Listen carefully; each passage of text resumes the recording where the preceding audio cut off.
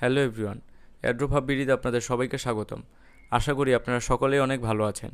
আজকে আমরা স্টোরি প্রোটোকলের এয়ারড্রপ নিয়ে আলোচনা করব। এই এয়ারড্রপটিতে আপনারা সম্পূর্ণ ফ্রিতে জয়েন করতে পারবেন। দেখতে পাচ্ছেন তাদের ফাইনাল টেস্টনেট ওডিসি অলরেডি লাইভ হয়ে গিয়েছে। তাছাড়াও তারা এখন পর্যন্ত টোটাল $134 মিলিয়ন ফান্ড রেজ করেছে। তো বুঝতেই পারছেন তাদের কাছে কিন্তু ভালো একটি এয়ারড্রপ দেওয়ার জন্য হিউজ ফান্ড রয়েছে। আশা করতেছি যারাই তাদের এয়ারড্রপে এলিজিবল হবেন তারা মিনিমাম $100 থেকে ম্যাক্সিমাম $1000 বা তার থেকেও বেশি এখান থেকে প্রফিট করতে পারবেন। তো কিভাবে তাদের এই ফাইনাল টেস্টনেট ওডিসিতে পার্টিসিপেট করবেন তা আজকের ভিডিওতে বিস্তারিত দেখিয়ে দিব। তাই কাজের প্রসেস শুরু করার আগে ভিডিওটিতে অবশ্যই একটি লাইক দিয়ে দিবেন এবং নতুন নতুন ভালো এয়ারড্রপের জন্য আমাদের চ্যানেলটি সাবস্ক্রাইব করে রাখবেন। তো প্রথমেই আমাদেরকে তাদের এই ওডিসি ব্যাচ মিন্ট করতে হবে। এই ব্যাচটা শুধুমাত্র এক সপ্তাহের জন্যই অ্যাভেলেবল থাকবে, তাই ভিডিওটি দেখার সাথে সাথেই এটা মিন্ট করে নেওয়ার চেষ্টা করবেন। তো মিন্ট করার জন্য আমাদেরকে ফসেট থেকে টোকেন ক্লেম করতে হবে, কিন্তু তাদের এই ফসেট থেকে টোকেন ক্লেম করার জন্য আমাদেরকে হিউম্যানিটি ভেরিফাই করতে হবে। এই হিউম্যানিটি ভেরিফাই করার জন্য আমাদের গিটকয়েন পাসপোর্ট স্কোর মিনিমাম 5 থাকতে হবে। তো আমাদের স্কোর যখন 5 হয়ে যাবে তখন আমরা এই ফসেট থেকে টোকেন ক্লেম করতে পারবো। কিন্তু ফসেট থেকে টোকেন ক্লেম করার পর ওই ব্যাচ মিন্ট করার জন্য আমাদের গিটকয়েন পাসপোর্ট স্কোর টোটাল 17.5 হতে হবে, তাহলেই আমরা ওই ব্যাচটা মিন্ট করতে পারবো। কারণ তারা স্পষ্টভাবে বলে দিয়েছে যে story is not for farmers. তারা এয়ারড্রপ ফার্মার, সিভিলস, অটোমেটেড অ্যাক্টিভিটি অর্থাৎ বট বা স্ক্রিপ্ট ইউজ করে যারা কাজ করে থাকেন তাদের বিরুদ্ধে তারা কঠিন পদক্ষেপ নেবে। এই ধরনের ইউজারদেরকে তারা কোনো প্রকার রিওয়ার্ডই দিবে না, অর্থাৎ তাদের এয়ারড্রপে এলিজেবল হবে না। এই এয়ারড্রপ সেক্টরে অনেকেই আছে যারা ভালো ভালো এয়ারড্রপগুলোতে 20টা, 50টা, 100টা বা তার থেকেও বেশি অ্যাকাউন্ট ইউজ করে এয়ারড্রপ ফার্মিং করে থাকে, যেটা আমি কখনোই সাপোর্ট করি না। শুধু আমি কেন, এটা কেউই কখনো সাপোর্ট করবে না। আপনি সর্বোচ্চ 5টা বা 10টা অ্যাকাউন্ট দিয়ে যে কোনো এয়ারড্রপে জয়েন করতে পারেন, কিন্তু এর থেকে বেশি অ্যাকাউন্ট দিয়ে জয়েন করলে তখন সিভিলে পড়ার রিস্ক থেকে যায়। তো আমি মনে করি তারা সঠিক একটা স্টেপ নিয়েছে, কারণ এতে করে বেশি ইউজার তাদের এয়ারড্রপে এলিজেবল হতে পারবে না, কিন্তু যারা এলিজেবল হবে তারা এই এয়ারড্রপ থেকে ভালো অ্যামাউন্টের প্রফিট পাবে। তো আপনার গিটকয়েন পাসপোর্ট স্কোর কীভাবে 17.5 করবেন তা এখন দেখিয়ে দিব। বর্তমানে আমাদের সকলেরই বাইন্যান্স অ্যাকাউন্ট আছে।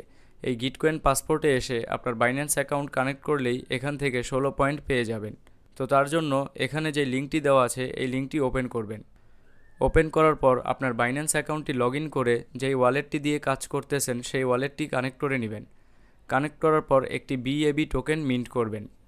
বিএবি টোকেন মিন্ট করা হয়ে গেলে আবার পাসপোর্টে এসে ভেরিফাইতে ক্লিক করলেই সাথে সাথে 16 পয়েন্ট পেয়ে যাবেন। তো আপনার বাইন্যান্স অ্যাকাউন্ট কানেক্ট করা হয়ে গেলে এখানে একটু নিচের দিকে চলে আসবেন। আসার পর এখানে আপনার লিঙ্কডইন, গুগল ও ডিসকর্ড অ্যাকাউন্ট কানেক্ট করলেই কিন্তু আরও 2.5 পয়েন্ট পেয়ে যাবেন, এবং এতে করে আপনার টোটাল স্কোর হবে 18.5, যার ফলে আপনি ইজিলি ওই ব্যাচটা মিন্ট করতে পারবেন। তাছাড়াও বিভিন্ন সময় ভালো ভালো এয়ারড্রপের ক্ষেত্রে এবং গ্যালাক্সির টাস্ক কমপ্লিট করার জন্য এই গিটকয়েন পাসপোর্ট স্কোর একটি ক্রাইটেরিয়া হিসেবে থাকে, তাই আপনার স্কোর সবসময় 20+ রাখার চেষ্টা করবেন।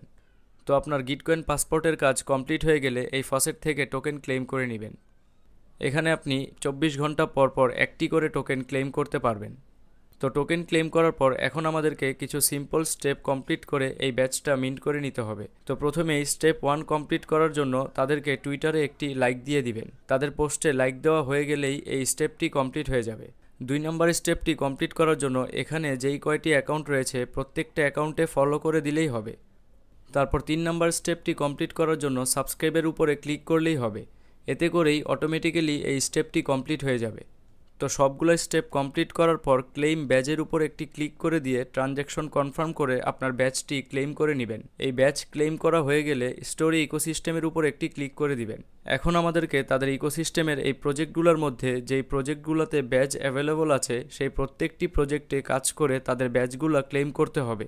আমার মতে তারা যখন এয়ারড্রপ দিবে তখন তাদের এয়ারড্রপের ক্রাইটেরিয়াগুলোর মধ্যে মিনিমাম অ্যামাউন্টের ব্যাজ, অর্থাৎ যাদের কাছে মিনিমাম 5টি ব্যাজ রয়েছে তারাই এলিজিবল হবে, এরকম একটি ক্রাইটেরিয়া থাকতে পারে, কারণ তারা প্রত্যেকটি প্রজেক্টে কাজ করার জন্য একটি করে ব্যাজ দিচ্ছে। তাছাড়াও এই প্রজেক্টগুলোতে কাজ করে ব্যাজ ক্লেম করার মাধ্যমে আমাদের ওয়ালেটের অ্যাক্টিভিটিও বাড়বে, এবং এতে করে আমরা অন্যান্য ক্রাইটেরিয়াতেও আশা করি এলিজিবল হব। তাই আমাদেরকে এখান থেকে ম্যাক্সিমাম অর্থাৎ যত বেশি সম্ভব ব্যাজ ক্লেম করে রাখার চেষ্টা করতে হবে। তো তাদের ইকোসিস্টেমের প্রথম প্রজেক্টের ব্যাজ ক্লেম করার জন্য ওডিসি ব্যাজের উপর একটি ক্লিক করে দিবেন। এখানে আসার পর প্রথমেই কানেক্ট ওয়ালেটের উপর একটি ক্লিক করে মেটামাস্ক সিলেক্ট করে আপনার ওয়ালেটটি কানেক্ট করে নেবেন।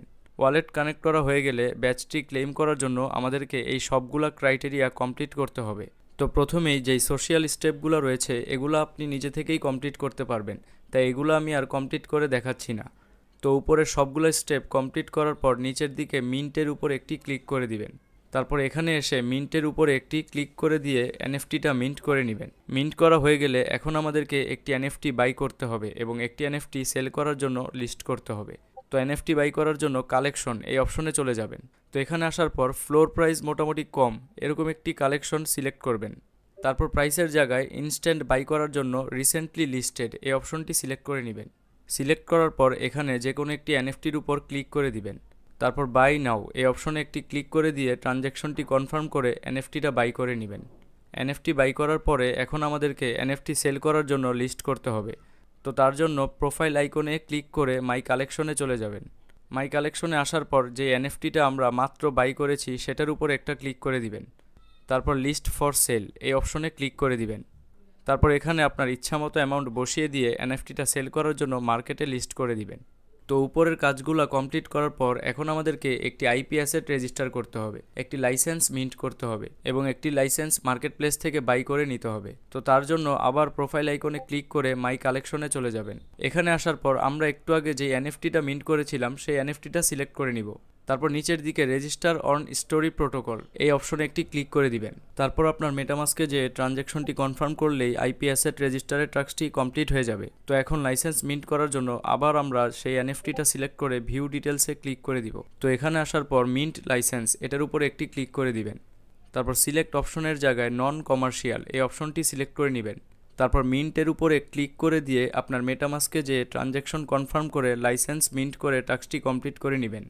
তো এই স্টেপটি কমপ্লিট করার পর লাইসেন্স এই অপশনে চলে যাবেন। এখানে আসার পর প্রথমেই যেই কালেকশনটি রয়েছে সেই কালেকশনে চলে যাবেন। তারপর আবার প্রাইসের জায়গায় রিসেন্টলি লিস্টেড এই অপশনটি সিলেক্ট করে নেবেন। সিলেক্ট করার পর এখানে যে কোনো একটি এনএফটির উপরে ক্লিক করে দিবেন।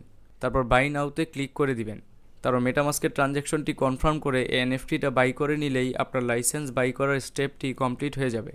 তো সবগুলো স্টেপ যখন কমপ্লিট হয়ে যাবে তখন সিঙ্ক এলিজিবিলিটি এই অপশনটিতে একটি ক্লিক করে দিবেন।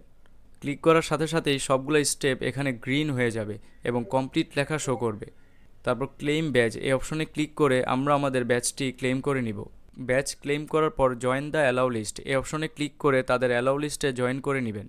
তাদের এই অ্যালাউ লিস্টে জয়েন করার ফলে তারা ইউজারদের জন্য যদি কোনো বেনিফিট নিয়ে আসে এবং সেই সম্পর্কে যদি কোনো অ্যানাউন্সমেন্ট করে তখন আমি আমাদের টেলিগ্রাম চ্যানেলে আপডেট দিয়ে দিব। তাই অবশ্যই আমাদের টেলিগ্রাম চ্যানেলটিতে জয়েন করে রাখবেন। তো সব কাজ কমপ্লিট করার পর আপনার ওয়ালেটে যে এনএফটি সেকশনে আসলে সবগুলো এনএফটি এখানে দেখতে পাবেন। এভাবেই এই প্রত্যেকটা প্রজেক্টে কাজ করে তাদের ব্যাচগুলো ক্লেম করে রাখার চেষ্টা করবেন। এই প্রজেক্টগুলোতে কাজ করার সময় আপনার কোথাও যদি কোনো কিছু বুঝতে সমস্যা হয় তাহলে আমাদের টেলিগ্রাম গ্রুপে এসে আমাকে মেনশন করে সেটা জানাতে পারেন, আমি আপনাদেরকে সেটা বুঝিয়ে দেওয়ার চেষ্টা করব। তাছাড়াও কোনো প্রজেক্টের ব্যাচ ক্লেম করার জন্য যদি কোনো ভিডিও দেওয়ার প্রয়োজন হয় তখন আমি আমাদের টেলিগ্রাম চ্যানেলে সেটা দিয়ে দিব। তো আজকের এয়ারড্রপটি সম্পর্কে আপনার মতামত অবশ্যই কমেন্ট করে জানাবেন এবং ভিডিওটিতে অবশ্যই একটি লাইক দিয়ে দিবেন। ধন্যবাদ।